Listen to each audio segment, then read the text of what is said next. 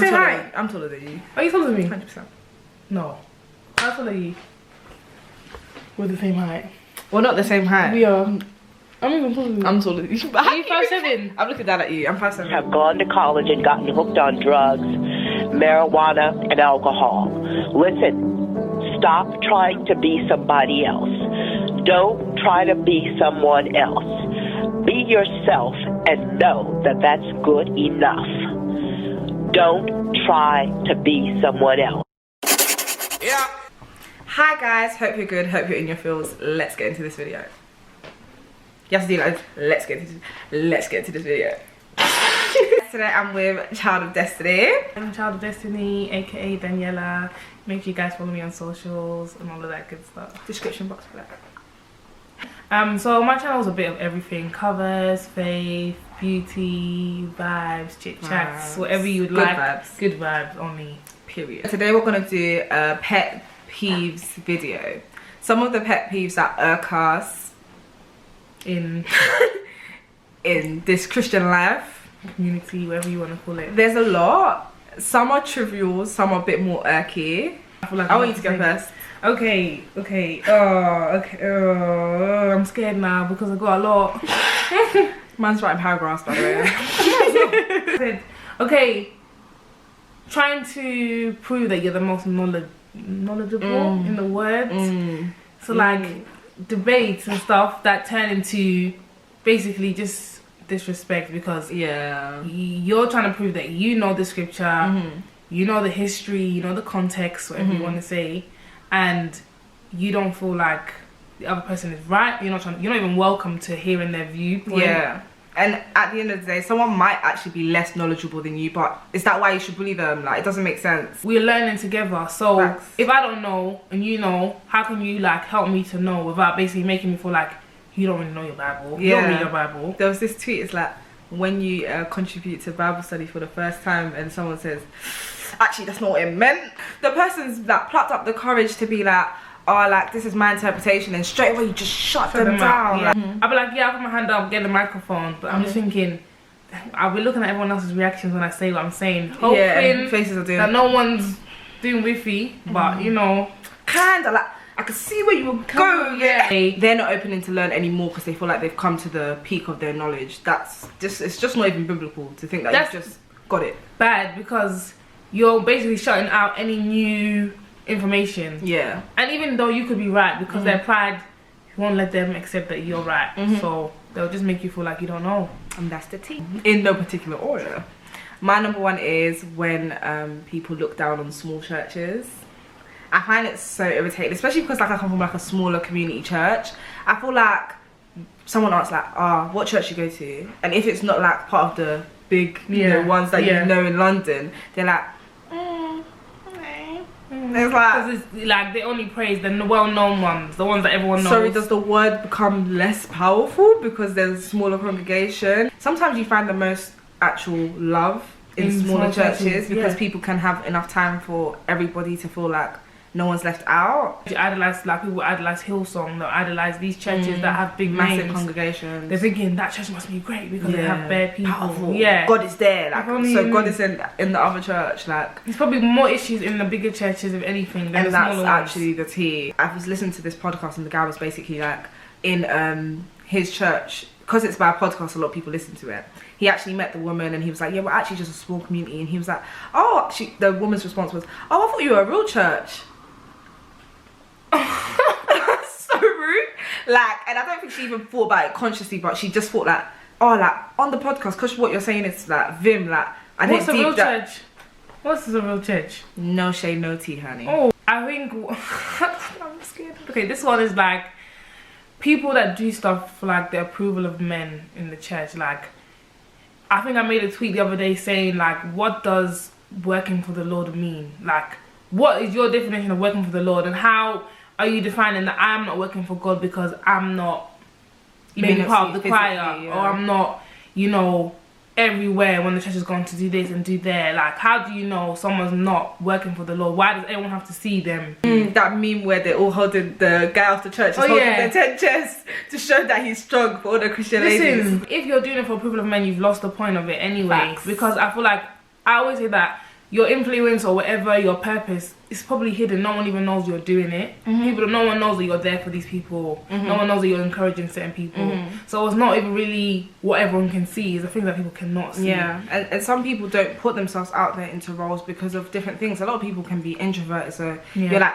you join the usher team, and it's like, I actually have anxiety when I greet people, and it's something I'm working on, and then God work in my life. So like, I think it's more so the prejudging. We're not saying like you shouldn't serve in church, just chill at home, but it's like, it's not by force now if someone hasn't done it that they're doing less, or they're less of a Christian, less of a person. It's really out of order, actually. Like, listen, if you're building a relationship with God, you will naturally want to serve. It will happen. You will naturally want to serve and represent Christ. But if you're forcing me now, now you're putting pressure on me. Well, if I'm not at the right place, mindset, I'm just not. And I might now do a bad job at the thing that you told me to do. So now you've told me to be quietly, I can't attend because I'm not at the right place. Like, let's be mindful. Now, yeah, exactly. And then now, let's see, you might see me maybe not at the same place in my walk. Who's going to be the first one to judge me? Quietly that she was doing quietly that was doing this the last Saturday. Listen, it's easy to try and do things for man. It's very easy. Like, it just happens. But I think all of us subconsciously have gotten to a place where we realise that, like, because we're so conscious of the things people say, like, part of us is like I hope this lands well with my community. So I feel like it's easy to get into the position where you want approval from other people, but you just have to snap out. Daniela sings, and so do I, and I can't stand. Let me know if you feel this way. You've gone to sing the song, you've got your choir behind you, but the instrumentalists are playing so loud, and it's like that. So it sounds like yeah, I hate that. Like, why are you so loud? If they really want to hear me sing, really, they need to it's my voice, honey. But you know they get sensitive when you tell them to reduce the volume as well. Now your voice is straining because you need to be as loud as the instruments. Why am I screaming? And why doesn't anyone want to raise my mic? You be doing, and they'll just watch you like this. That's just ridiculous. Don't be raising your keyboard on the slide. You can see them. They're turning it up in the corner. Like, you know, when we started, when we did rehearsal, your body was here. Now it's live show up here. Good for you. And the drums now. He's never played the drums like that before, but because you're singing, I hate it so much. You're leading a song, you've got backing singers, and it's like they don't want to listen to what you're saying. So let's say we're doing we lift our hands in the statue. We lift our hands and we will worship. You don't hear what I said? I said, we lift our, that means repeat. I'm doing signals, I'm here doing. One thing I know, if someone's leading and I'm backing them, I listen. Because I know that they need me to help them carry the song.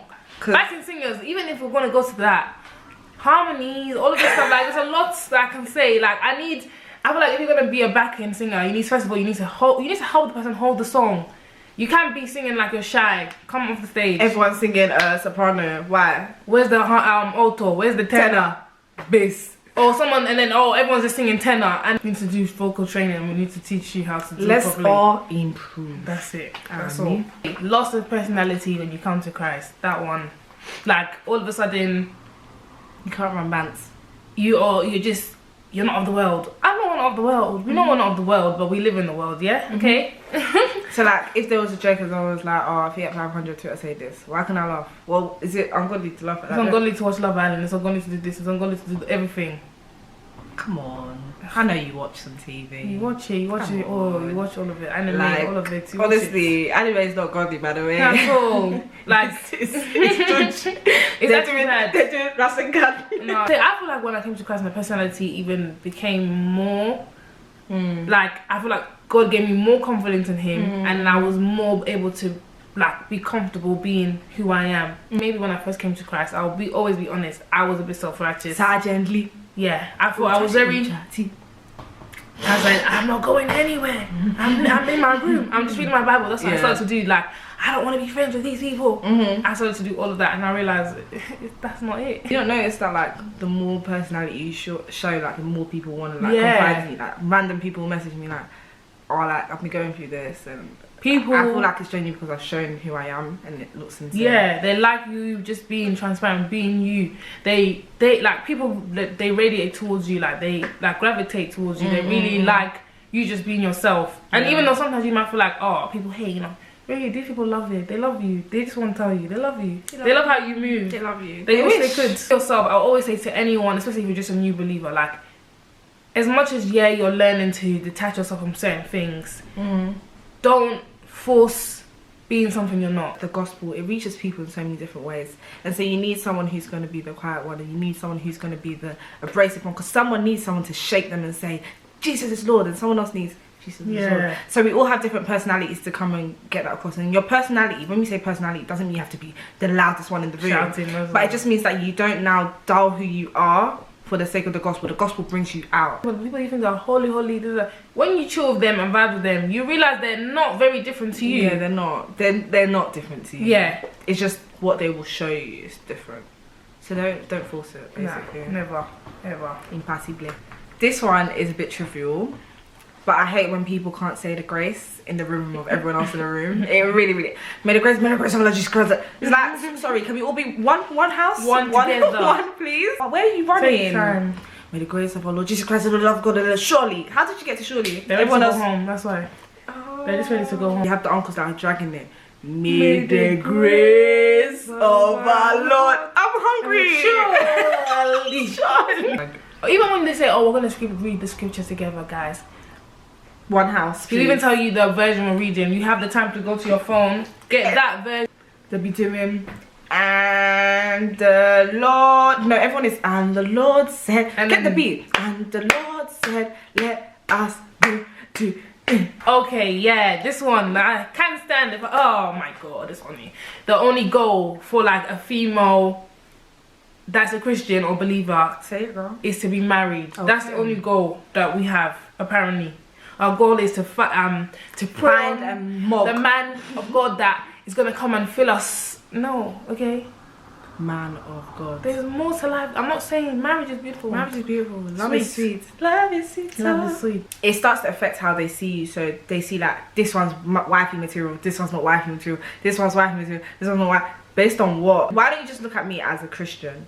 Not wifey material or potential. Like guys have so much variety to choose from, especially in the church. Like they have options. Yeah, they have options. They have options because a lot of girls are on Christ. And they're just like chilling, waiting to see which one can be their wife. I'm gonna pattern up later, guys. See ya. My husband's already, he's a 30-year-old man, he's just waiting for me. I don't know where he is. Man's because in Nigeria. He's a senator. We can't talk about it later. Or every single Christian Instagram page I see, even when I look through my explore, your man of God will come. I'm like, bruv. Boaz. What about my business? Why don't they tell guys like your roof will come? Every day. Are we struggling? Oh, maybe like, we're struggling, boy. We must be struggling. There's definitely a problem. There's a lot deficit. We're not limited to just marriage and just marriage and being a housewife. There's more to life. We have spiritual gifts. We are all commissioned on the Great Commission. Clothing monitors. Jesus Christ, your skirt is on the floor. Come on. Maybe if that's your taste. Well, you know it's not. You're forcing it. But you're forcing it. Clothing, makeup, and hair. Like, say right now, we've just done. This is a normal beat for us. It's too much. Don't you love your? Oh, you came to do fashion in church. If I wore this to work and my colleagues were like, "You came to do fashion to work," would I not find it bizarre? I'd be like, "No, this is what is fashion to church." My colleagues wouldn't say that. They'll be like, "Oh, you look nice today." Learn how to compliment. Yeah. That part. That's it. There's things you know you shouldn't and should wear. Like we know that, but it's a whole policing clothing thing where, and if you're dressing like this modest, then you don't know Christ properly. What if somebody came off the streets one day, literally after a maddest night out, doing all the horrible things you can possibly think of, rocked up into a church as they were and accepted Christ in that moment? Do you expect that without any prior knowledge to Christ, any sort of prior knowledge to the Christian community, that they will instantly understand all of these concepts such as modesty and, you know, being your brother's keeper? Why would you expect so much of that person? Even God himself is working with us. Christians don't want to work with each other. You understand that everyone needs that time to develop. 100%. Maybe right now I could still wear something that someone might not agree with, but in the next 10 years maybe I might look back and say, oh, you know what, I understood where you're coming from, but is this your top? Are you really a Christian? Oh, this is a lot. Don't even touch me. You can advise me out of love if you want to, but a lot of times it's not out of love, it's out of judgment, and that's where you go wrong. And if I choose, for example, if someone says to me, I don't believe in wearing jewelry, then you're wearing a ring, don't wear rings. If I now choose to say, I disagree with you, you have to be okay with that.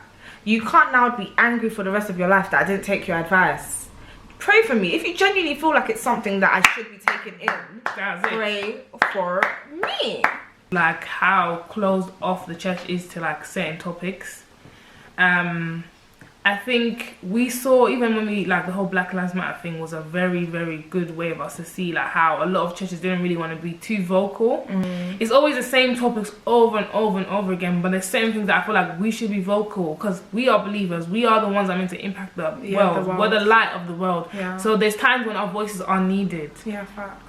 Because it's either we don't say anything and people learn from the people of the world, or we start standing up and saying stuff, even though it might be uncomfortable, people will start to take us in. So I would always say that I really want to be like I don't know if we call it a sex coach, but someone that goes into like different churches and stuff and talk about just sex. Sexual health. Yeah, sexual health. Because a lot of people don't go to the clinic. A lot of married couples don't even go to the clinic. They don't do nothing. They don't know nothing. They just feel like I'm married. Discussions on like your different blood types. Like if you have sickle cell, knowing who you can be with. How to set boundaries in relationships. And you're trying to pretend that you feel like the young people downstairs.